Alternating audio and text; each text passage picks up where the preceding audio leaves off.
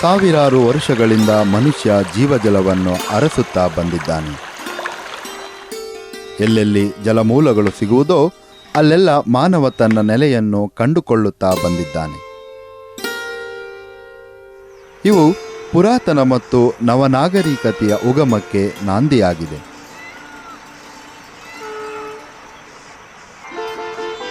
ನದಿ ಬಯಲುಗಳು ಮಾನವನ ಅಸ್ತಿತ್ವವನ್ನು ಇತಿಹಾಸ ಪುಟಗಳಲ್ಲಿ ಸ್ಥಿರಪಡಿಸಿವೆ.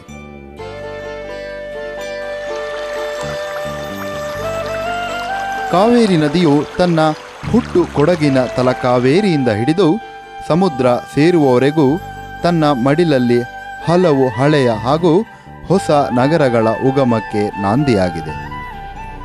ಅಂತಹ ನಗರಗಳಲ್ಲಿ ಒಮ್ಮೆ ಮಿಂಚಿ ಮರಳಿನಡಿಯಲ್ಲಿ ಹುದುಗಿ ಹೋಗಿರುವ ನಾಗರಿಕತೆಯ ಭವ್ಯ ಇತಿಹಾಸವೇ ಕಾವೇರಿ ಎಡದಂಡೆಯ ಮೇಲಿರುವ ತಲಕಾಡು. ಇಡೀ ತಲಕಾಡೆ ಮರಳಿನಿಂದ ಆವೃತವಾಗಿದ್ದು ಮರುಭೂಮಿಯಂತೆ ನಮ್ಮನ್ನು ದಿಗ್ಮುಡಗೊಳಿಸಿ ಈ ಮರಳಿನ ಬಗ್ಗೆ ಕುತೂಹಲ ಹುಟ್ಟಿಸುತ್ತದೆ. ತಲಕಾಡಿನ ಮರಳು ಉಂಟಾಗುವುದಕ್ಕೆ ಒಂದು ಮೂಗುತಿಯು ಕಾರಣವಾಗಿತ್ತು ಎಂದರೆ ಆಶ್ಚರ್ಯವಾಗದೆ ಇರಲಾರದು. ಈ ತಲಕಾಡಿನ ಮರಳಿನ ಹಿಂದೆ ಒಂದು ಹೆಣ್ಣಿನ ದಾರುಣ ಕಣ್ಣೀರಿನ ಕಥೆಯೇ ಇದೆ. ಕಾವೇರಿ ನದಿಯು ತಲಕಾಡಿನ ಐತಿಹಾಸಿಕ ಘಟನೆಗಳಿಗೆ ಮೂಕ ಸಾಕ್ಷಿಯಾಗಿದೆ.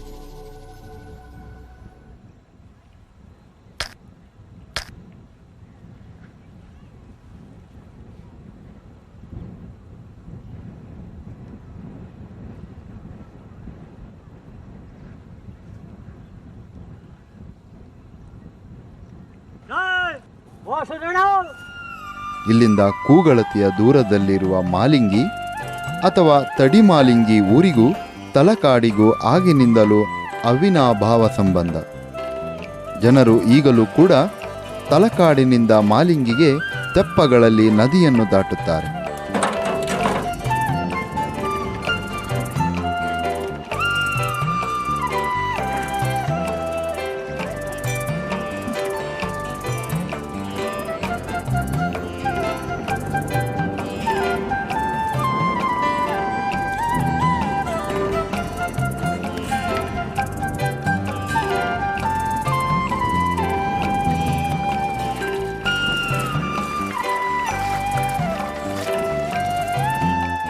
ಇದು ಪವಿತ್ರ ಪುಣ್ಯಕ್ಷೇತ್ರವಲ್ಲದೆ ಪ್ರವಾಸಿ ತಾಣ ಮತ್ತು ಮೋಜಿನ ತಾಣವೂ ಆಗಿ ಹೋಗಿದೆ.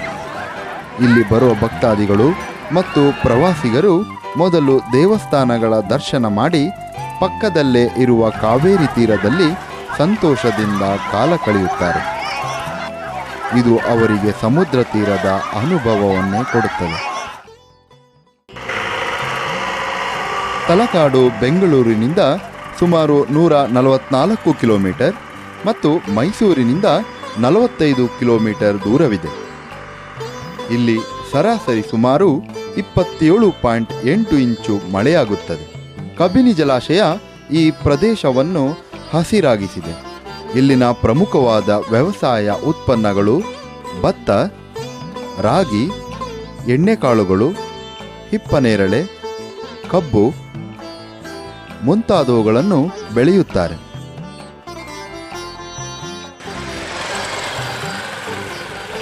ಮೈಸೂರು ಜಿಲ್ಲೆ ತಿರುಮಕುಡಲ ನರಸೀಪುರ ತಾಲೂಕಿಗೆ ಸೇರಿದ ತಲಕಾಡು ಈಗ ಒಂದು ಗ್ರಾಮ. ಆದರೆ ಇದು ಗತಕಾಲದಲ್ಲಿ ವೈಭವದಿಂದ ಮೆರೆದ ಒಂದು ಬೃಹತ್ ನಗರವಾಗಿತ್ತು. ತಲಕಾಡಿನಿಂದ 15 ಕಿಲೋಮೀಟರ್ ದೂರದಲ್ಲಿರುವ ತಿರುಮಕುಡಲ ನರಸೀಪುರದಲ್ಲಿ ಕ್ರಿಸ್ತಪೂರ್ವ 1008ರಿಂದಲೇ ಪುರಾತನ ಇತಿಹಾಸವನ್ನು ಗುರುತಿಸಲಾಗಿದೆ. ಇಲ್ಲಿ ನೂತನ ಶಿಲಾಯುಗಕ್ಕೆ ಸೇರಿದ ಕುರುಹುಗಳಲ್ಲದೆ ಜನರು ಕ್ರಿಸ್ತಪೂರ್ವ 1008ರಿಂದಲೇ ಲೋಹ ಬಳಸುತ್ತಿದ್ದರ ಬಗ್ಗೆ, ಮುಖ್ಯವಾಗಿ ಚಿನ್ನ ಬಳಸುತ್ತಿದ್ದರ ಬಗ್ಗೆ ಪುರಾವೆಗಳು ದೊರೆತಿವೆ.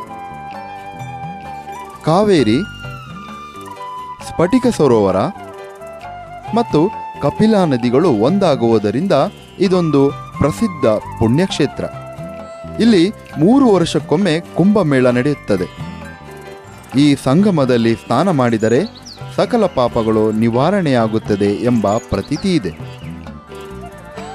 ಇಲ್ಲಿಯ ಗುಂಜಾ ನರಸಿಂಹಸ್ವಾಮಿ ಹಾಗೂ ಅಗಸ್ತೇಶ್ವರ ದೇವಾಲಯಗಳು ಪ್ರಮುಖವಾದವು. ತಲಕಾಡು ನರಸೀಪುರಕ್ಕೆ ಹತ್ತಿರವಾದ್ದರಿಂದ ಪ್ರಾರಂಭದಲ್ಲಿ ನರಸೀಪುರದ ನಾಗರಿಕತೆಯ ಪ್ರಭಾವ ಇದ್ದಿರಬಹುದು ಎನ್ನಲಾಗಿದೆ. ಆದರೆ ನಮಗೆ ತಲಕಾಡಿನ ಇತಿಹಾಸ ಕ್ರಿಸ್ತಶಕ 6ನೇ ಶತಮಾನದಿಂದ ಸ್ಪಷ್ಟವಾಗುತ್ತಾ ಹೋಗುತ್ತದೆ.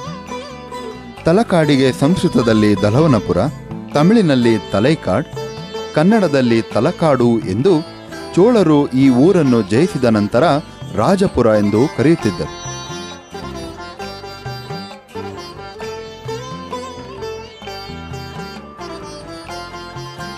ಇದು ಧಾರ್ಮಿಕ ಕ್ಷೇತ್ರವಾದ್ದರಿಂದ ಹಲವು ಧಾರ್ಮಿಕ ನಂಬಿಕೆಗಳು ಹಾಗೂ ಕಥೆಗಳು ಹುಟ್ಟಿಕೊಂಡಿವೆ.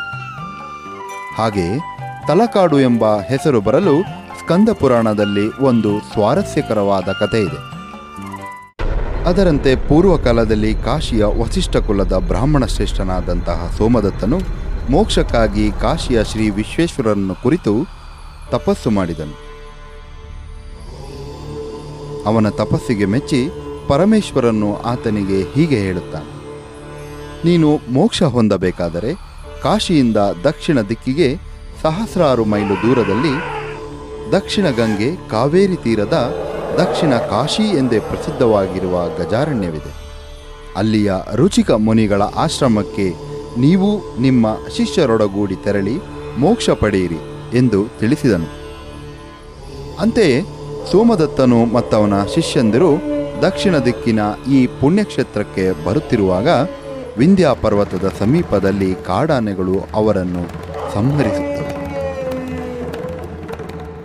ಆ ಸಮಯದಲ್ಲಿ ಅವರು ಆನೆಗಳ ಭಯದಿಂದ ಆನೆಯನ್ನೇ ಸ್ಮರಿಸುತ್ತಿದ್ದ ಕಾರಣ ಅವರು ಆನೆಗಳಾಗಿ ಮರುಜನ್ಮ ಪಡೆದು ರುಚಿಕ ಮಹರ್ಷಿಗಳ ಆಶ್ರಮದ ಹತ್ತಿರ ವಾಸ ಮಾಡಿಕೊಂಡಿದ್ದರು.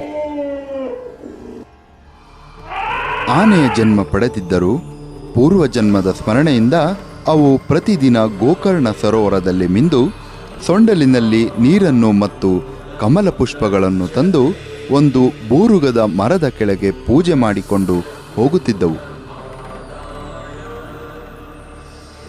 ಈ ಸಂಸ್ಕಾರವನ್ನು ಕಂಡು ಚಕಿತರಾಗಿ ಅಲ್ಲಿಯೇ ವಾಸವಾಗಿದ್ದ ತಲ ಮತ್ತು ಕಾಡ ಎನ್ನುವ ಬೇಡರು ಅನುಮಾನಪಟ್ಟು ಅದನ್ನು ಪರೀಕ್ಷಿಸಲು ಅನುವಾಗಿ ಕೊಡಲಿಯಿಂದ ಆ ಬೂರುಗದ ಮರಕ್ಕೆ ತಾಕಿಸಿದರು. ಆಕಸ್ಮಿಕವಾಗಿ ಅಲ್ಲಿಂದ ಚಿಲ್ಲೆಂದು ರಕ್ತ ಸುರಿಯಲು ಪ್ರಾರಂಭವಾಯಿತು. ಗಾಬರಿಗೊಂಡ ಬೇಡರು ಯಾವ ಕಾರಣದಿಂದ ರಕ್ತ ಸುರಿಯುತ್ತಿದೆ ಎಂದು ಪರೀಕ್ಷಿಸಲು ಅಲ್ಲಿ ಶಿವಲಿಂಗದ ತಲೆಗೆ ಪೆಟ್ಟು ಬಿದ್ದು ಗಾಯವಾಗಿ ರಕ್ತ ಸುರಿಯುತ್ತಿರುವುದು ಕಂಡುಬಂದಿತು. ಈ ದೃಶ್ಯ ಕಂಡು ಬೇಡರಿಬ್ಬರು ಮೂರ್ಛೆ ಹೋದರು. ಮೂರ್ಛಾವಸ್ಥೆಯಲ್ಲಿರಬೇಕಾದರೆ ಪರಮಶಿವನು, ನೀವು ಹೆದರುವ ಅವಶ್ಯಕತೆ ಇಲ್ಲ, ಇಲ್ಲಿ ಇರುವ ಬೂರುಗದ ಹಣ್ಣನ್ನು ಮತ್ತು ಎಲೆಯನ್ನು ಅರೆದು ನನ್ನ ತಲೆಗೆ ಲೇಪಿಸಿ, ರಕ್ತ ಸುರಿಯುವುದು ನಿಂತು ಕೆಳಗೆ ಬಿದ್ದ ರಕ್ತವೆಲ್ಲ ಹಾಲಾಗಿ ಮಾರ್ಪಡುವುದು. ಅದನ್ನು ನೀವು ಸೇವಿಸಿದಲ್ಲಿ ನಿಮಗೆ ಪ್ರಮಥ ಗಣಾಧಿಪತ್ಯ ಉಂಟಾಗುತ್ತದೆ. ನಿಮ್ಮ ಹೆಸರಿನಿಂದ ಈ ಊರು ಪ್ರಖ್ಯಾತವಾಗುತ್ತದೆ ಎಂದು ಹೇಳಿ ಅವರನ್ನು ಮೂರ್ಛಾವಸ್ಥೆಯಿಂದ ಎಚ್ಚರಗೊಳಿಸಿದನು. ಬೇಡರು ಹಾಗೆ ಮಾಡಲು ಅವರಿಗೆ ಪ್ರಮಥ ಗಣಾಧಿಪತ್ಯ ಉಂಟಾಗಿ ಈ ಪ್ರದೇಶವು ತಲಾ ಮತ್ತು ಕಾಡ ಎನ್ನುವ ಹೆಸರುಗಳಿಂದ ಸಮ್ಮಿಳಿತವಾಗಿ ತಲಕಾಡು ಎಂದು ಪ್ರಸಿದ್ಧಿಯಾಯಿತು. ನಿತ್ಯವೂ ಆನೆ ರೂಪದಲ್ಲಿ ಪೂಜೆ ಮಾಡುತ್ತಿದ್ದ ಸೋಮದತ್ತನು ಮತ್ತು ಅವನ ಶಿಷ್ಯರು ಬಂದು ನೋಡಲು ಅಲ್ಲಿದ್ದ ಶಿವಲಿಂಗವು ಕಂಗೊಳಿಸುತ್ತಿತ್ತು. ಅಲ್ಲಿ ಹಾಲು ಉತ್ಪತ್ತಿಯಾಗಿದ್ದನ್ನು ಕಂಡು ಅದನ್ನು ಕುಡಿದರು. ಕೂಡಲೇ ಅವರಿಗೆ ಮೋಕ್ಷ ಲಭಿಸಿತು. ತನ್ನ ತಲೆಯ ಗಾಯಕ್ಕೆ ತಾನೇ ಔಷಧ ಹೇಳಿದ್ದರಿಂದ ಆ ಶಿವಲಿಂಗವು ವೈದ್ಯನಾಥೇಶ್ವರ ಎಂದು ಪ್ರಸಿದ್ಧಿಯಾಯಿತು. ಈಗಲೂ ಕೂಡ ಶಿವಲಿಂಗದ ತಲೆಯ ಭಾಗದಲ್ಲಿ ಪೆಟ್ಟಿರುವುದು ಕಾಣಬಹುದು. ಇದು ಪುರಾಣ ಪ್ರಸಿದ್ಧ ಪುಣ್ಯಕ್ಷೇತ್ರವಾದ್ದರಿಂದ ಪಂಚಲಿಂಗ ದರ್ಶನ ಮಾಡಲು ದೇಶದಾದ್ಯಂತ ಲಕ್ಷಾಂತರ ಭಕ್ತಾದಿಗಳು ಬರುತ್ತಾರೆ. ಖಗೋಳಶಾಸ್ತ್ರದ ಪ್ರಕಾರ ಅಥವಾ ಜ್ಯೋತಿಷಾಸ್ತ್ರದ ಪ್ರಕಾರ ಕಾರ್ತಿಕ ಮಾಸದಲ್ಲಿ ಬರುವ ಅಮಾವಾಸ್ಯ ದಿನದಂದು ಸೂರ್ಯ ವೃಶ್ಚಿಕ ರಾಶಿಯಲ್ಲಿದ್ದು ಅಂದು ಸೋಮವಾರವಾಗಿದ್ದರೆ ಅಂದೇ ಪಂಚಲಿಂಗ ದರ್ಶನದ ದಿನ. ಈ ಅಪರೂಪದ ದಿನ 4ರಿಂದ 14 ವರ್ಷಗಳ ಅಂತರದಲ್ಲಿ ಬರುತ್ತದೆ.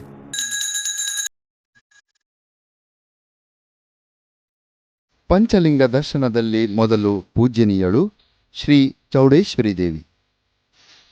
ಶ್ರೀ ಚೌಡೇಶ್ವರಿ ದೇವಿಯ ದೇವಾಲಯವು ಅಷ್ಟೇನೂ ಕಲಾವಂತಿಕೆ ಕಾಣದ ಚೋಳರ ಕಾಲದಲ್ಲಿ ಕಟ್ಟಲಾಯಿತು ಎನ್ನಲಾದ ಗುಡಿ.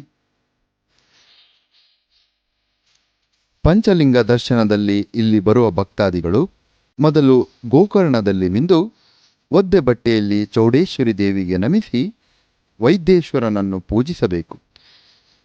ನಂತರ ಅಲ್ಲಿಂದ 4 ಕಿಲೋಮೀಟರ್ ದೂರದ ವಿಜಯಪುರದಲ್ಲಿರುವ ಉತ್ತರ ವಾಹಿನಿಯಲ್ಲಿ ನಿಂದು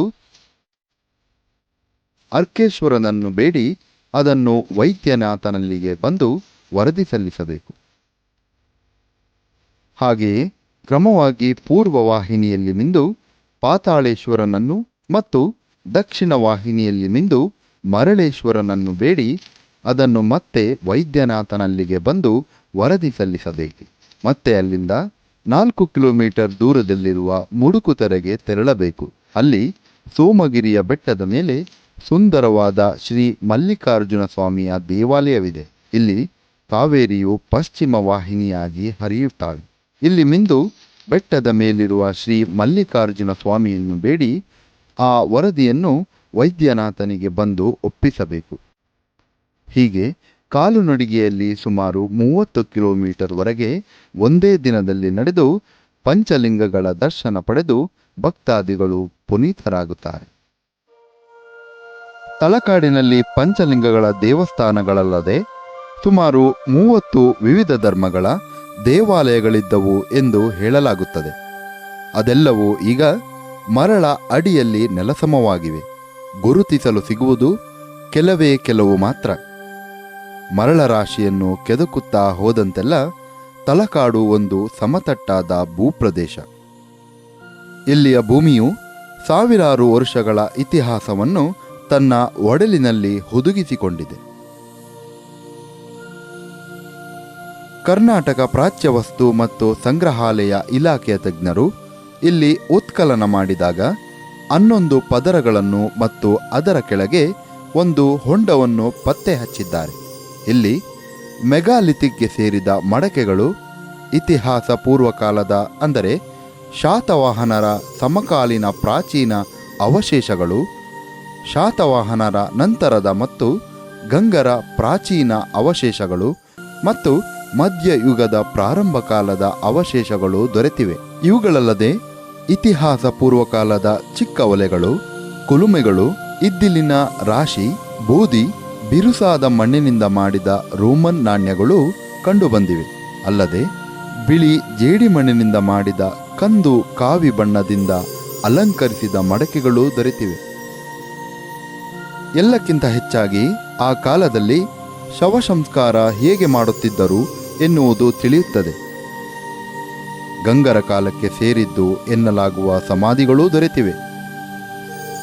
ಈ ಸಮಾಧಿಗಳಲ್ಲಿ ಹೊಳೆಯುವ ಸುಂದರವಾದ ಮಡಕೆಗಳನ್ನು ಒಟ್ಟಿಗೆ ಇಟ್ಟಿರುವುದು ಕಂಡುಬಂದಿದೆ. ಅಲ್ಲದೆ ಅಮೂಲ್ಯವಾದ ಹರಳುಗಳು, ಗಾಜಿನ ಮಣಿಗಳು, ದಂತದ ಮತ್ತು ಮೂಳೆಯ ಮಣಿಗಳು, ಚಿಪ್ಪಿನ ಮಣಿಗಳು, ಗಾಜು, ದಂತ ಮತ್ತು ಚಿಪ್ಪಿನ ಬಳೆಗಳು, ಮಣ್ಣಿನ ಮಣಿಗಳು, ಮಣ್ಣಿನ ಸಣ್ಣ ಪ್ರತಿಮೆಗಳು ಮುಂತಾದವುಗಳನ್ನು ಸಮಾಧಿಯಲ್ಲಿ ಇಡಲಾಗಿದೆ.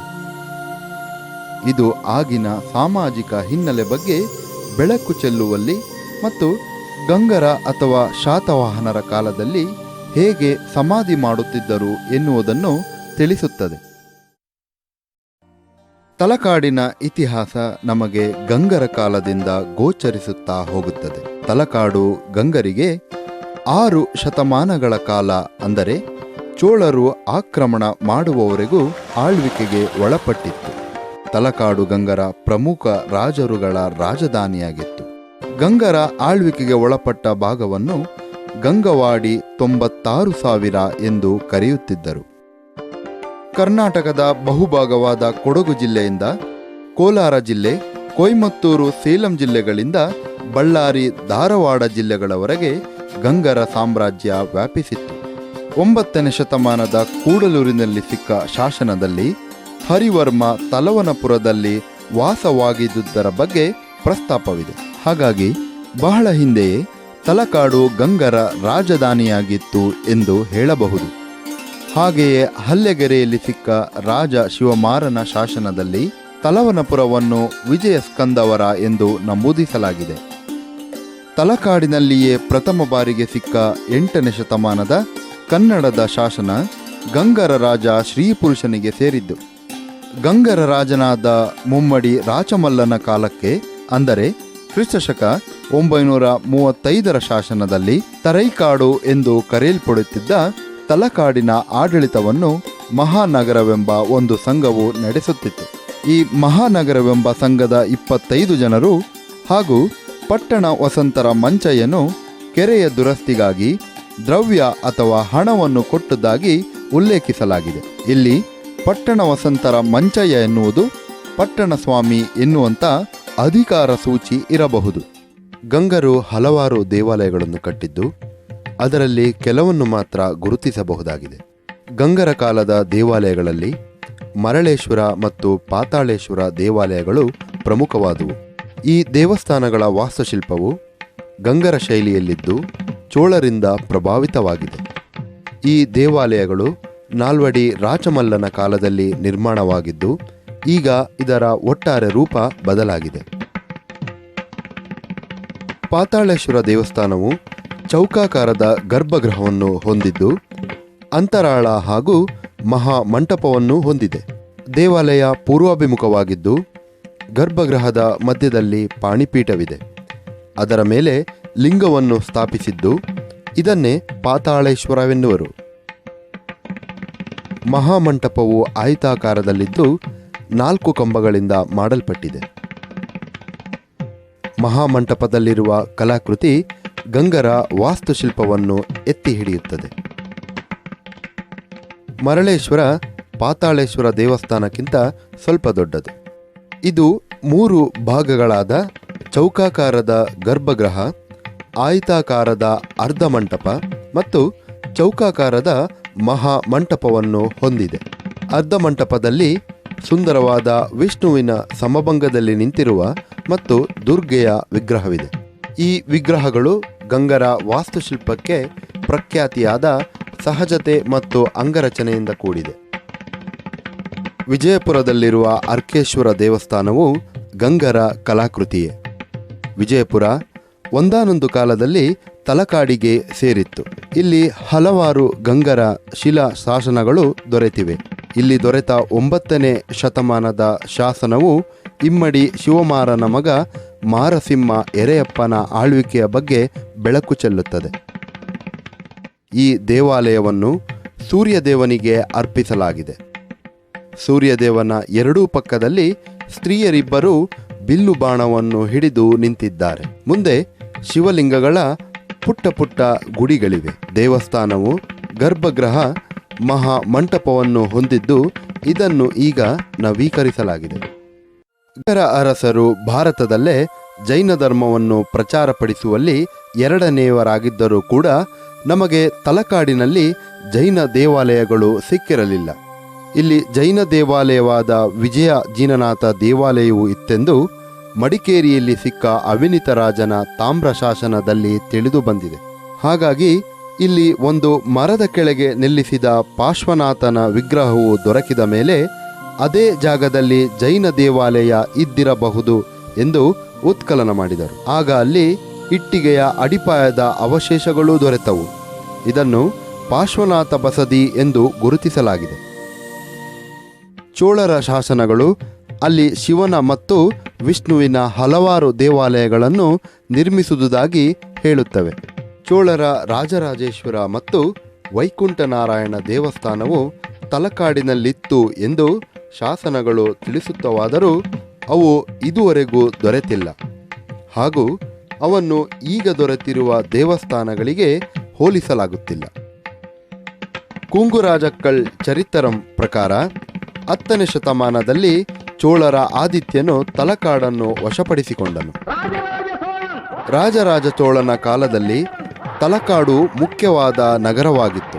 ಚೋಳರ ಶಾಸನಗಳಲ್ಲದೆ ಹೊಯ್ಸಳರ ಶಾಸನಗಳು ಈ ಪ್ರದೇಶವನ್ನು ರಾಜರಾಜಪುರ ಎಂದೇ ನಮೂದಿಸಿದೆ.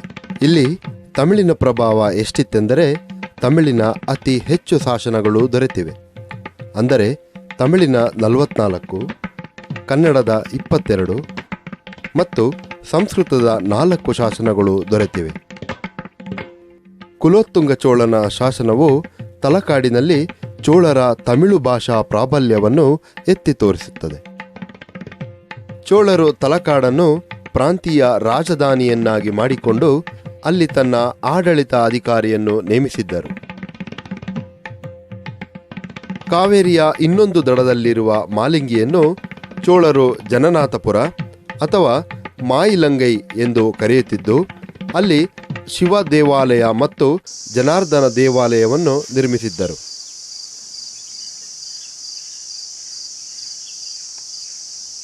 ಜನಾರ್ದನ ದೇವಾಲಯವು ಪಾಳು ಬಿದ್ದು ಬಾವುಲಿಗಳ ಗೂಡಾಗಿದೆ.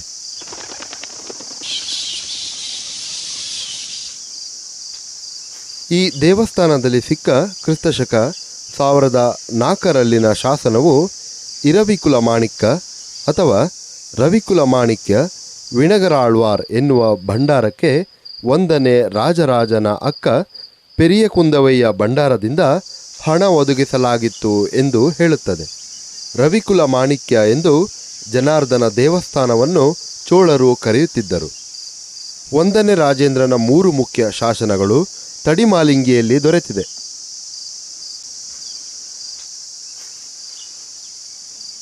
ಉಡೆಯರ್ ರಾಜೇಂದ್ರ ಚೋಳನ ಆಳ್ವಿಕೆಯ 4ನೇ ವರ್ಷಕ್ಕೆ ಸೇರಿದ ಈ ಶಾಸನವು ನಂದಾದೀಪ ಉರಿಸಲು ಮತ್ತು ತಿರುವೊಲಕ್ಕು ಉತ್ಸವ ಅಥವಾ ದೀಪೋತ್ಸವ ನಡೆಸಲು ದಾನ ನೀಡಿದ ವಿಷಯವನ್ನು ತಿಳಿಸುತ್ತದೆ. ಕ್ರಿಸ್ತಶಕ 1117ರಲ್ಲಿ ಹೊಯ್ಸಳರು ತಲಕಾಡನ್ನು ಆಕ್ರಮಿಸಿಕೊಂಡ ನಂತರ ತಲಕಾಡಿನ ಇತಿಹಾಸ ನಮಗೆ ಸ್ಪಷ್ಟವಾಗುತ್ತಾ ಹೋಗುತ್ತದೆ. ಆ ಕಾಲದಲ್ಲಿ ತಗಡೂರಿನವನಾದ ಆದಿಯಮನು ಚೋಳರ ಅಧೀನದಲ್ಲಿ ಆಳ್ವಿಕೆ ನಡೆಸುತ್ತಿರುತ್ತಾನೆ. ಹೊಯ್ಸಳರ ರಾಜನಾದ ವಿಷ್ಣುವರ್ಧನನು ಅವನ ದಳಪತಿ ಗಂಗರಾಜನನ್ನು ತಲಕಾಡನ್ನು ಹೊಯ್ಸಳರ ಅಧೀನಕ್ಕೆ ತರಲು ಕಳುಹಿಸುತ್ತಾನೆ. ಅದಕ್ಕೆ ಚೋಳರ ಆದಿಯಮನು ತೀವ್ರ ಪ್ರತಿರೋಧವೊಡ್ಡುತ್ತಾನೆ. 2 ಸೈನ್ಯಗಳ ನಡುವೆ ಉಗ್ರ ಹೋರಾಟ ನಡೆಯಿತು. ಚೋಳರ ದಳಪತಿಗಳಾದ ದಾಮೋದರ ಮತ್ತು ನರಸಿಂಹವರ್ಮ ಉಗ್ರವಾಗಿ ಹೋರಾಡಿದರೂ ಗಂಗರಾಜನ ಸೈನ್ಯವನ್ನು ಹಿಮ್ಮೆಟ್ಟಿಸಲಾಗಲಿಲ್ಲ. ನರಸಿಂಹವರ್ಮ ಯುದ್ಧದಲ್ಲಿ ಕೊಲ್ಲಲ್ಪಟ್ಟರೆ ದಾಮೋದರನನ್ನು ಕಂಚಿಯವರೆಗೆ ಬೆನ್ನಟ್ಟಿ ಓಡಿಸಲಾಯಿತು. ಹೀಗೆ ಗಂಗವಾಡಿಯನ್ನು ಹೊಯ್ಸಳರು ವಶಪಡಿಸಿಕೊಂಡರು. ಇಡೀ ಸನ್ನಿವೇಶವನ್ನು ಹೊಯ್ಸಳರ ಶಾಸನಗಳಲ್ಲಿ ಅಚ್ಚುಕಟ್ಟಾಗಿ ವಿವರಿಸಿರುವುದನ್ನು ನೋಡಿದರೆ ತಲಕಾಡಿನ ಆಕ್ರಮಣ ಹೊಯ್ಸಳರಿಗೆ ಎಷ್ಟು ಮುಖ್ಯವಾಗಿತ್ತು ಎಂದು ತಿಳಿಯುತ್ತದೆ. ಈ ಜಯ ವಿಷ್ಣುವರ್ಧನನಿಗೆ ತಲಕಾಡುಗೊಂಡ ಎನ್ನುವ ಬಿರುದು ಬರಲು ಕಾರಣವಾಯಿತು. ಅಲ್ಲದೆ ಈ ಹೆಸರಿನಲ್ಲಿ ಚಿನ್ನದ ನಾಣ್ಯವನ್ನು ಬಿಡುಗಡೆ ಮಾಡಿದ. ಈ ವಿಜಯವನ್ನು ಕೊಂಡಾಡುವುದಕ್ಕೆ ಅವನು ಕೀರ್ತಿನಾರಾಯಣ ದೇವಾಲಯವನ್ನು ನಿರ್ಮಿಸಿದನು. ಕ್ರಿಸ್ತಶಕ 1117ರಲ್ಲಿ ನಿರ್ಮಾಣವಾದ ಈ ದೇವಾಲಯ ಮರಳಿನಡಿಯಲ್ಲಿ ಹೂತು ಹೋಗಿತ್ತು. ಆನಂತರವಾಗಿ ಮರಳನ್ನು ತೆಗೆದು ದೇವಾಲಯವನ್ನು ಪುನರ್ ನಿರ್ಮಿಸಲಾಯಿತು. ಇನ್ನೂ ನಿರ್ಮಾಣ ಕಾರ್ಯ ಸಾಗುತ್ತಲಿದೆ. ದೇವಾಲಯದ ಸುತ್ತ ಮರಳು ಬೀಳದಂತೆ ತಡೆಗೋಡೆ ಹಾಕಲಾಗುತ್ತಿದೆ. ಹೊಯ್ಸಳರು ದೇವಾಲಯ ನಿರ್ಮಾಣಕ್ಕೆ ಸಾಮಾನ್ಯವಾಗಿ ಸುಣ್ಣದ ಕಲ್ಲನ್ನು ಉಪಯೋಗಿಸುತ್ತಿದ್ದರು. ನವರಂಗದ ಆಧಾರ ಸ್ತಂಭಗಳಿಗೆ ಮಾತ್ರ ಗ್ರಾನೈಟ್ ಬಳಸುತ್ತಿದ್ದರು. ಆದರೆ ಕೀರ್ತಿನಾರಾಯಣ ದೇವಾಲಯವು ಪೂರ್ತಿ ಗ್ರಾನೈಟ್ ಕಲ್ಲುಗಳಿಂದ ಮಾಡಲ್ಪಟ್ಟಿದ್ದು, ದೇವಾಲಯವು ಚೌಕಾಕಾರದ ಗರ್ಭಗೃಹ, ಚೌಕಾಕಾರದ ಅಂತರಾಳ ಹಾಗೂ ನವರಂಗವನ್ನು ಹೊಂದಿದೆ. ಇದು 3 ದ್ವಾರಗಳನ್ನು ಹೊಂದಿದ್ದು ಪೂರ್ವ ಪಶ್ಚಿಮಾಭಿಮುಖವಾಗಿದೆ. ಇಡೀ ದೇವಾಲಯವು 4 ಅಡಿ ಎತ್ತರದ ಜಗತಿಯ ಮೇಲೆ ನಿಂತಿದೆ. ಜಗತಿಯು ನಕ್ಷತ್ರಾಕಾರವಾಗಿದ್ದು ಪ್ರದಕ್ಷಿಣೆಗೆ ಅನುಕೂಲವಾಗುವಂತೆ ನಿರ್ಮಿಸಲಾಗಿದೆ.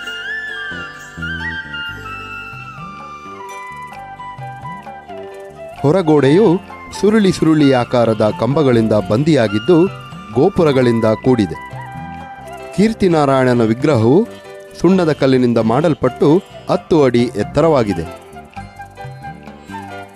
ಇಲ್ಲಿ ದೇವಿಯ ಮೂರ್ತಿಯನ್ನು ದುರ್ಮುಖಿ ಸಂವತ್ಸರದಲ್ಲಿ ಪ್ರತಿಷ್ಠೆ ಮಾಡಿಸುವುದಕ್ಕಾಗಿ ಈ ದೇವಾಲಯದ ಸೇವೆಯಲ್ಲಿದ್ದ ವರಂತರು ಪೆರುಮಾಳ್ ಅಥವಾ ಕೀರ್ತಿನಾರಾಯಣ ತಲೈಕೋಲಿ ಎಂಬ ದೇವದಾಸಿಗೆ ಮೊದಲ ಪ್ರಸಾದದ ಮರ್ಯಾದೆ ಸಲ್ಲುವಂತೆ ಹಾಕಿಕೊಟ್ಟಿರುವ ಶಾಸನವಿದೆ.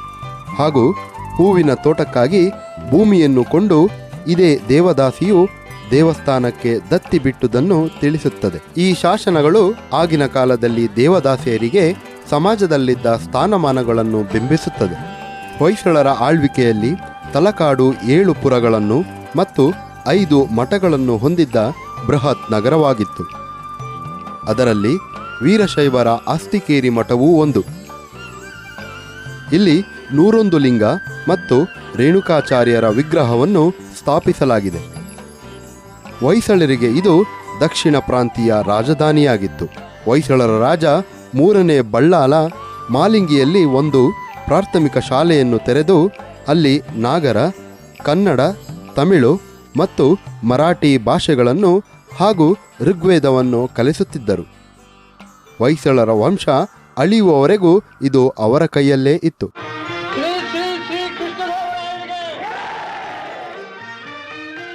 ಅನಂತರವಾಗಿ ಈ ಪ್ರಾಂತ್ಯವು ವಿಜಯನಗರ ಸಾಮ್ರಾಜ್ಯಕ್ಕೆ ಸೇರಿಹೋಯಿತು. ವಿಜಯನಗರದ ಅರಸರ ಕೊಡುಗೆ ಗಣನೀಯವಾದುದು. ಅದರಲ್ಲಿ ಪ್ರಮುಖವಾದುದು ವೈದ್ಯನಾಥೇಶ್ವರ ದೇವಾಲಯ ನಿರ್ಮಾಣ. ಈ ದೇವಸ್ಥಾನ ಕ್ರಿಸ್ತಶಕ 1360ರಲ್ಲಿ ತಲಕಾಡಿನವನೇ ಆದ ಮಾಧವ ಮಂತ್ರಿಯಿಂದ ನಿರ್ಮಾಣವಾಯಿತು. ತಲಕಾಡಿನಲ್ಲೇ ದೊಡ್ಡದಾದ ಮತ್ತು ಪ್ರಮುಖವಾದ ದೇವಸ್ಥಾನವಾದ ಇದನ್ನು ಗ್ರಾನೈಟ್ ಕಲ್ಲಿನಿಂದ ಕಟ್ಟಲಾಗಿದೆ. ಇದು ಗರ್ಭಗೃಹ, ಸುಖನಾಸಿ ಮತ್ತು ಚೌಕಾಕಾರದ ನವರಂಗದಿಂದ ಕೂಡಿದೆ.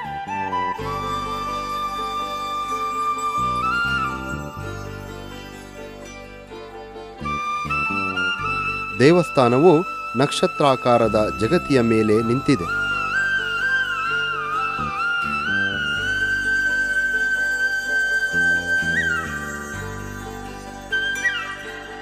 ಭಿತ್ತಿಯು ಸುಂದರವಾಗಿ ಮಾಡಲ್ಪಟ್ಟು ಗೋಡೆಗೆ ಅಂಟಿದ ಸ್ತಂಭಗಳು ಮತ್ತು ಸುಂದರವಾದ ಕೆತ್ತನೆಗಳಿಂದ ಕೂಡಿದೆ.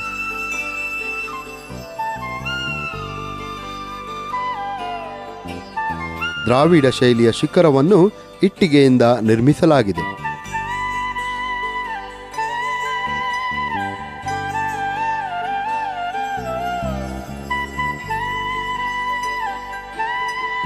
ನವರಂಗದ ಸುತ್ತಲೂ 3 ಅಂಕಣದ ಮಂಟಪವಿದೆ. ಪ್ರವೇಶ ದ್ವಾರವು ವಿಜಯನಗರ ಶೈಲಿಯ ಸ್ತಂಭಗಳಿಂದ ಕೂಡಿದ್ದು, ಮುಖಮಂಟಪವು ಪೂರ್ವಾಭಿಮುಖವಾಗಿದೆ. ದಕ್ಷಿಣಕ್ಕೆ ಇನ್ನೊಂದು ಮುಖಮಂಟಪವಿದ್ದು ಅದನ್ನು ಕ್ರಿಸ್ತಶಕ 1633ರಲ್ಲಿ ನಿರ್ಮಿಸಲಾಗಿದೆ.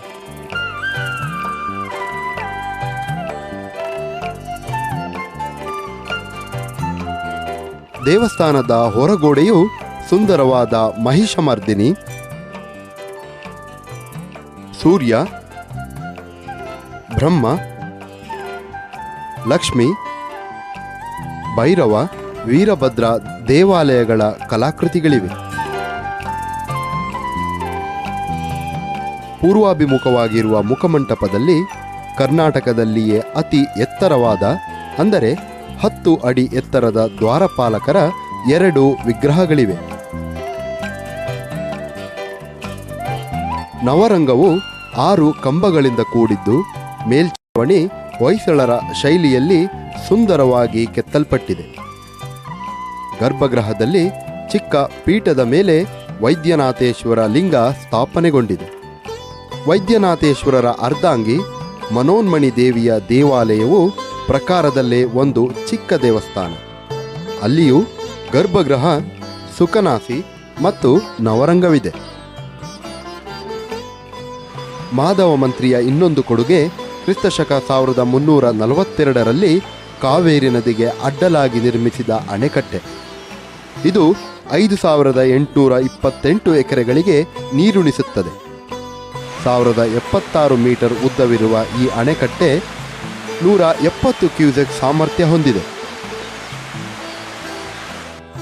ಇದರಿಂದ ಈ ಪ್ರದೇಶದ ಜನರಿಗೆ ವ್ಯವಸಾಯ ಮಾಡಲು ಅನುಕೂಲವಾಯಿತು. ಆದರೆ ಇದು ಕೂಡ ತಲಕಾಡಿನ ಮರಳಿಗೆ ಕಾರಣವಾಗುತ್ತದೆ ಎಂದು ಮಾಧವ ಮಂತ್ರಿಗಾಗಲಿ ತಲಕಾಡಿನ ಜನರಿಗಾಗಲಿ ತಿಳಿದಿರಲಿಲ್ಲ. ಅಣೆಕಟ್ಟೆಯಿಂದ ನದಿಯ ನೀರು ತೆಳುವಾಗಿ ಹರಿಯಲ್ಪಟ್ಟು ಇಲ್ಲಿನ ಮರಳಿಗೆ ಬಿಸಿಲು ತಾಕುವುದರಿಂದ ಮರಳು ತೇವಾಂಶ ಕಳೆದುಕೊಳ್ಳುತ್ತದೆ. ಜೋರಾಗಿ ಬೀಸುವ ದಕ್ಷಿಣ ಪೂರ್ವಾಭಿಮುಖ ಗಾಳಿಯು ಈ ಮರಳಿನ ಕಣಗಳನ್ನು ಹೊತ್ತೊಯ್ದು ತಲಕಾಡಿನ ಮೇಲೆ ಬೀಳುವಂತೆ ಮಾಡುತ್ತದೆ. ಹೀಗೆ ಮಾಧವ ಮಂತ್ರಿಯಿಂದ ನಿರ್ಮಾಣವಾದ ಅಣೆಕಟ್ಟೆ ತಲಕಾಡಿನ ಮೇಲೆ ಮರಳು ಬೀಳಲು ಪರೋಕ್ಷವಾಗಿ ಸಹಕರಿಸುತ್ತದೆ. ಆದರೂ ಇದಲ್ಲದೆ ಹಲವಾರು ಕಾರಣಗಳು ತಲಕಾಡಿನ ಮರಳಿಗೆ ಕಾರಣವಾಗಿದೆ. ಕಾವೇರಿಯ ಪ್ರವಾಹದ ತೀವ್ರತೆಯನ್ನು ಗಮನಿಸಿದರೆ ಕಾವೇರಿಯು ಶ್ರೀರಂಗಪಟ್ಟಣದಿಂದ ಬೆಟ್ಟಳ್ಳಿಯವರೆಗೆ ಪೂರ್ವಾಭಿಮುಖವಾಗಿ ಸಾಧಾರಣ ವೇಗದಲ್ಲಿ ಚಲಿಸುತ್ತದೆ. ಮುಡುಕುತೆರೆ ಬೆಟ್ಟವು ಉತ್ತರ ದಕ್ಷಿಣಕ್ಕೆ ಬಿಳಿಜಗಳಿಯಿಂದ ಬೆಟ್ಟಳ್ಳಿಯವರೆಗೆ ಹಾದು ತಲಕಾಡಿನವರೆಗೆ ಇಳಿಜಾರನ್ನು ಉಂಟುಮಾಡಿದೆ. ಈ ಇಳಿಜಾರು ಪ್ರಶಾಂತವಾಗಿ ಹರಿಯುತ್ತಿದ್ದ ಕಾವೇರಿಯನ್ನು ರಭಸವಾಗಿ ಹರಿಯಲು ಅನುವು ಮಾಡಿಕೊಡುತ್ತದೆ. ಅಲ್ಲದೆ ಡೊಂಕಾಗಿ ಪ್ರವಹಿಸುವಂತೆ ಮಾಡುತ್ತದೆ. ಹಾಗೂ ಕಾವೇರಿಯ ಚಲನೆಯನ್ನು ಪೂರ್ವಾಭಿಮುಖದಿಂದ ದಕ್ಷಿಣಾಭಿಮುಖವಾಗಿಯೂ ಮತ್ತು ಬೆಟ್ಟಳ್ಳಿಯಿಂದ ಮಾಲಿಂಗಿವರೆಗೆ ದಕ್ಷಿಣದಿಂದ ಮತ್ತೆ ಪೂರ್ವಾಭಿಮುಖವಾಗಿಯೂ ಚಲಿಸುವಂತೆ ಮಾಡುತ್ತದೆ. ಈ ಕಾರಣದಿಂದಾಗಿ ನದಿಯ ಪ್ರವಾಹವು ತಲಕಾಡಿನ ಎಡದಂಡೆಯ ಮೇಲೆ ಮರಳನ್ನು ಹಾಗೂ ಮಾಲಿಂಗಿಯ ಬಲದಂಡೆಯನ್ನು ಕೊರೆದು ಅಲ್ಲಿ ಸುಳಿಯನ್ನು ಉಂಟು ಮಾಡುತ್ತದೆ. ಸುಮಾರು 6.5 ಕಿಲೋಮೀಟರ್ ಉದ್ದ ಈ ಪ್ರಕ್ರಿಯೆ ನಡೆಯುವುದರಿಂದ ತಲಕಾಡಿನ ಎಡದಂಡೆಯ ಮೇಲೆ ರಾಶಿ ರಾಶಿ ಮರಳನ್ನು ತಂದು ಬಿಡುತ್ತದೆ. ಈ ಮರಳ ಸಂಗ್ರಹಣೆ ಕಾವೇರಿಯ ತೀವ್ರತೆ ಮತ್ತು ಗಾಳಿಯ ತೀವ್ರತೆಯ ಮೇಲೆ ಅವಲಂಬಿಸಿದೆ. ಸರ್ ಎಂ ವಿಶ್ವೇಶ್ವರಯ್ಯನವರ ಕಾಲದಲ್ಲಿ ಇಲ್ಲಿ ಯಥೇಚ್ಛವಾಗಿ ಗೋಡಂಬಿ, ನೀಲಗಿರಿ ಮುಂತಾದ ಗಿಡಗಳನ್ನು ನೆಡಲಾಯಿತು. ಇದು ಮರಳು ತಲಕಾಡಿನ ಮೇಲೆ ಬೀಳದಂತೆ ಸ್ವಲ್ಪ ಮಟ್ಟಿಗೆ ತಡೆಯಿತು.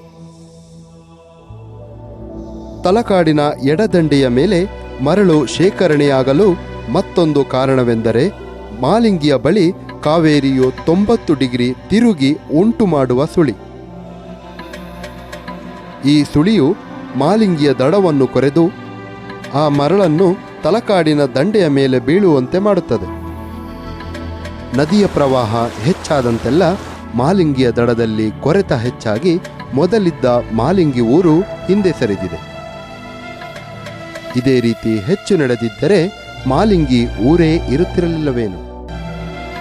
ಮತ್ತೊಂದು ಕಾರಣ ಇಲ್ಲಿಯ ಮರಳು. ಇದು ಸಣ್ಣ ಸಣ್ಣ ಕಣಗಳಂತಿದ್ದು ಒಂದೇ ಸಮನಾದ ಗಾತ್ರದಿಂದ ಕೂಡಿ ತೆಳುವಾಗಿದೆ. ಇದು ಮನೆ ಕಟ್ಟಲು ಯೋಗ್ಯವಲ್ಲ. ಈ ಕಾರಣದಿಂದ ಜನ ಇದನ್ನು ಮನೆ ಕಟ್ಟಲು ಬಳಸದೆ ಹೆಚ್ಚಿನ ಮರಳು ಇಲ್ಲಿಯೇ ಉಳಿದಿದೆ. ಹಾಗೇನಾದರೂ ಮರಳು ಲೂಟಿಯಾಗಿದ್ದರೆ ನಮ್ಮ ತಲಕಾಡು ಇತಿಹಾಸದ ಪುಟಗಳಲ್ಲಿ ಸೇರುತ್ತಲೇ ಇರಲಿಲ್ಲವೇನೋ? ಇದೆಲ್ಲವನ್ನು ಮೀರಿದ ಇನ್ನೊಂದು ಕರುಣಾಜನಕ ಕತೆ ಒಂದಿದೆ. ಅದೇ ತಲಕಾಡಿನ ಮರಳಿಗೂ ತಲಕಾಡು ನಾಶವಾಗುವುದಕ್ಕೂ ಕಾರಣವೆನ್ನುತ್ತಾರೆ. ಶ್ರೀರಂಗಪಟ್ಟಣದ ಸೀಮೆಯು ವಿಜಯನಗರದ ಅರಸರಿಗೆ ಸೇರಿತ್ತು. ಶ್ರೀರಂಗರಾಯ ಎಂಬ ರಾಜಪ್ರತಿನಿಧಿ ಈ ಸೀಮೆಯನ್ನು ಆಳುತ್ತಿದ್ದ. ಅವನಿಗೆ ಬೆನ್ನುಪಣಿ ಎನ್ನುವ ಭಯಾನಕ ವ್ಯಾಧಿ ಕಾಡುತ್ತಿತ್ತು. ಅದರ ನಿವಾರಣೆಗೆಂದು ತಲಕಾಡಿನ ವೈದ್ಯೇಶ್ವರ ದೇವಾಲಯಕ್ಕೆ ತೆರಳಿದನು. ಅವನ ಪತ್ನಿ ಅಲಮೇಲಮ್ಮ ಅಥವಾ ಶ್ರೀರಂಗಮ್ಮನವರಿಗೆ ಆ ಪ್ರಾಂತ್ಯದ ಉಸ್ತುವಾರಿಯನ್ನು ವಹಿಸಿಕೊಡಲಾಯಿತು. ಆದರೆ ಶ್ರೀರಂಗರಾಯರಿಗೆ ರೋಗ ಮತ್ತಷ್ಟು ಉಲ್ಬಣಗೊಂಡಿತು. ಈ ವಿಷಯ ತಿಳಿದು ಅಲಮೇಲಮ್ಮನವರು ತಲಕಾಡಿಗೆ ತೆರಳಿದರು. ಆ ಕಾಲದಲ್ಲಿ ಮೈಸೂರನ್ನು ಆಳುತ್ತಿದ್ದ ರಾಜ ಒಡೆಯರಿಗೆ ಈ ವಿಷಯ ತಿಳಿಯಿತು. ಹಾಗೆಯೇ ಆಕೆಯ ಬಳಿ ಅಮೂಲ್ಯವಾದ ಆಭರಣಗಳು ಇರುವುದೂ ತಿಳಿಯಿತು. ಮತ್ತು ಶ್ರೀರಂಗಪಟ್ಟಣದ ಶ್ರೀರಂಗನಾಥ ದೇವಾಲಯದಲ್ಲಿ ಶ್ರೀರಂಗನಾಯಕಮ್ಮನವರಿಗೆ ಮಂಗಳವಾರ, ಶುಕ್ರವಾರ ವಿಶೇಷ ಪೂಜೆ ಸಲ್ಲಿಸುತ್ತಿದ್ದರು. ಆ ಪೂಜೆಗೆ ಒಂದು ಅಮೂಲ್ಯವಾದ ಮುತ್ತಿನ ಮೂಗುತಿಯನ್ನು ಹಾಕುತ್ತಿದ್ದು ಆ ಮೂಗುತಿಯು ಅಲಮೇಲಮ್ಮನವರ ಬಳಿಯೇ ಇತ್ತು. ಈ ವಿಷಯ ರಾಜ ಒಡೆಯರಿಗೆ ತಿಳಿದು ಒಡವೆಗಳನ್ನು ಕಳುಹಿಸಿಕೊಡುವಂತೆ ತಿಳಿಸಿದರು. ಅಲಮೇಲಮ್ಮನವರು ಇದಕ್ಕೆ ಒಪ್ಪಲಿಲ್ಲ. ರಾಜ ಒಡೆಯರು ಯುದ್ಧ ಸಾರಿ ಶ್ರೀರಂಗರಾಯರ ಸೈನ್ಯವನ್ನು ಸೋಲಿಸಿದರು. ಇತ್ತ ಶ್ರೀರಂಗರಾಯನು ರೋಗದಿಂದ ಮೃತನಾದ. ಅಲಮೇಲಮ್ಮನವರು ಬಹಳ ಸಂಕಟಪಟ್ಟು ಮುತ್ತಿನ ಮೂಗುತಿಯನ್ನು ಹೊರತುಪಡಿಸಿ ಎಲ್ಲ ಒಡವೆಗಳನ್ನು ತನ್ನ ಮಡಿಲಲ್ಲಿ ಕಟ್ಟಿಕೊಂಡು ಮಾಲಿಂಗಿ ಮಡುವಿನಲ್ಲಿ ಬೀಳುತ್ತಾರೆ. ಬೀಳುವ ಮುನ್ನ ತಲಕಾಡು ಮರಳಾಗಿ ಮಾಲಿಂಗಿ ಮಡುವಾಗಿ ಮೈಸೂರು ದೊರೆಗಳಿಗೆ ಮಕ್ಕಳಾಗದೆ ಹೋಗಲಿ ಎಂದು ಶಾಪ ಕೊಡುತ್ತಾರೆ. ಈ ಕಥೆಯ ಉಲ್ಲೇಖ ಯಾವುದೇ ಶಾಸನದಲ್ಲೂ ಸಿಕ್ಕಿಲ್ಲ. ಆದರೂ 1610ರಲ್ಲಿ ಈ ಘಟನೆ ನಡೆದಿರಬೇಕು ಎಂದು ಅಂದಾಜಿಸಲಾಗಿದೆ.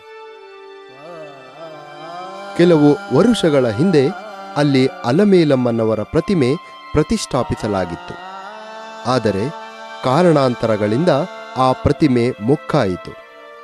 ಆದ್ದರಿಂದ ಅದನ್ನು ಕಾವೇರಿ ನದಿಗೆ ವಿಸರ್ಜಿಸಿ ಅದೇ ದೇವಾಲಯದಲ್ಲಿ ಸ್ತ್ರೀಶಕ್ತಿ ದೇವರನ್ನು ಪ್ರತಿಷ್ಠಾಪಿಸಲಾಗಿದೆ. ತಲಕಾಡಿನ ಇತಿಹಾಸವನ್ನು ಗಮನಿಸಿದರೆ ಪೂರ್ವಕಾಲದಿಂದ ಒಂದು ಸಮತಟ್ಟಾದ ಭೂಪ್ರದೇಶ. 17ನೇ ಶತಮಾನದಿಂದ ಮಾತ್ರ ಇಲ್ಲಿ ಮರಳು ಉಂಟಾಗಿದೆ. ಹಾಗಾಗಿ ಪ್ರಕೃತಿಯ ವಿಕೋಪವೇ ಮರಳಿಗೆ ಕಾರಣವಾಯಿತೆ? ಅಂದರೆ ಇಲ್ಲಿ ಹಿಂದೆಂದೂ ಪ್ರಕೃತಿ ವಿಕೋಪವಾಗಿರಲಿಲ್ಲವೇ? ಅಥವಾ ಅಲಮೇಲಮ್ಮನ ಶಾಪವೇ ಕಾರಣವಾಯಿತೆ ಎನ್ನುವುದು ಈಗ ಪ್ರಶ್ನೆಯಾಗೇ ಉಳಿದಿದೆ. ಏನೇ ಇರಲಿ, 17ನೇ ಶತಮಾನದಲ್ಲಿ ಅತ್ಯುತ್ತಮ ನಾಗರಿಕತೆಯ ಮತ್ತು ಶ್ರೀಮಂತ ಜನರು ಇಲ್ಲಿ ವಾಸಿಸುತ್ತಿದ್ದರು ಎಂದು ಕಂಡುಬಂದಿದೆ. ಇಲ್ಲಿ ವ್ಯವಸ್ಥಿತವಾದ ಕಲ್ಲು ಕಟ್ಟಡದ ನೀರು ಸರಬರಾಜು ಕಾಲುವೆ, ನೀರು ಶೇಖರಣಾ ತೊಟ್ಟಿ ಹಾಗೂ ಚಿಕ್ಕ ಸ್ನಾನದ ಹೊಂಡವನ್ನು ಉತ್ಖನನ ಸಮಯದಲ್ಲಿ ಶೋಧಿಸಲಾಯಿತು. ಒಟ್ಟಿನಲ್ಲಿ ಇದೊಂದು ಸುಸಜ್ಜಿತ ನಗರವಾಗಿತ್ತು ಎನ್ನುವುದಕ್ಕೆ ಯಾವುದೇ ಸಂಶಯವಿಲ್ಲ. ಕಾಲಕ್ರಮೇಣ ಮರಳು ನಗರದ ಮೇಲೆ ಬೀಳಲು ಪ್ರಾರಂಭವಾಯಿತು. ಇಲ್ಲಿಯ ಜನರು ಮರಳು ಬೀಳುವುದನ್ನು ತಡೆಯಲು ಕಾವೇರಿ ತೀರದ ಪಕ್ಕದಲ್ಲಿ ಅದಕ್ಕೆ ಅಡ್ಡಲಾಗಿ ಸುಮಾರು 100 ಮೀಟರ್ ವರೆಗೆ ಒಂದು ಗಾಳಿಯ ತಡೆಗೋಡೆ ನಿರ್ಮಿಸಿದರು. ಇದನ್ನು ಸುಮಾರು ಅರ್ಧ ಮೀಟರಿನಿಂದ 2 ಮೀಟರ್ ಅಗಲವಾಗಿ ಹಾಗೂ ಕಾವೇರಿ ತೀರದ ಕಡೆಗೆ ಇಳಿಜಾರಾಗಿ ನಿರ್ಮಿಸಲಾಯಿತು. ಭೀಷಣ ದಕ್ಷಿಣ ಪೂರ್ವಾಭಿಮುಖ ಗಾಳಿಯು ತನ್ನ ತೀವ್ರತೆಯಿಂದ ಮರಳಿನ ಸಣ್ಣ ಹರಳನ್ನು ತಲಕಾಡಿನ ಮೇಲೆ ತಂದು ಹಾಕುವುದನ್ನು ತಡೆಯಲು ಮಾನವನ ಇತಿಹಾಸದಲ್ಲೇ ಮಾಡಿದ ಮೊದಲ ಪ್ರಯತ್ನ. ಆದರೆ ಇದು ಸಫಲವಾಗಲಿಲ್ಲ. ಆದರೂ ಈ ಪ್ರಯತ್ನವನ್ನು ಶ್ಲಾಘಿಸಲೇಬೇಕು. ಜನರು ಮರಳು ಹೆಚ್ಚಾದಂತೆಲ್ಲ ಅಲ್ಲಿಂದ 1 ಕಿಲೋಮೀಟರ್ ದೂರಕ್ಕೆ, ಅಂದರೆ ಈಗಿರುವ ಜಾಗಕ್ಕೆ ಸ್ಥಳಾಂತರಗೊಂಡರು. ಹೀಗೆ ಹಲವು ರಾಜ್ಯಾಡಳಿತವನ್ನು ಕಂಡು ವೈಭವದಿಂದ ಮೆರೆದ ನಗರ ಮರಳ ಅಡಿಯಲ್ಲಿ ಹೂತು ಹೋಯಿತು. ಭಾರತದ ಇತಿಹಾಸ ನಮ್ಮನ್ನು ಅಡಿಗಡಿಗೂ ಬೆರಗುಗೊಳಿಸುತ್ತದೆ ಎಂಬುದಕ್ಕೆ ಇದೇ ಸಾಕ್ಷಿ. ನಗರ ನಿರ್ಮಾಣಕ್ಕೆ ನಾಂದಿಯಾದ ನದಿಯಿಂದಲೇ ಅದರ ಅಳಿವಾಗಿರುವುದು ವಿಪರ್ಯಾಸ.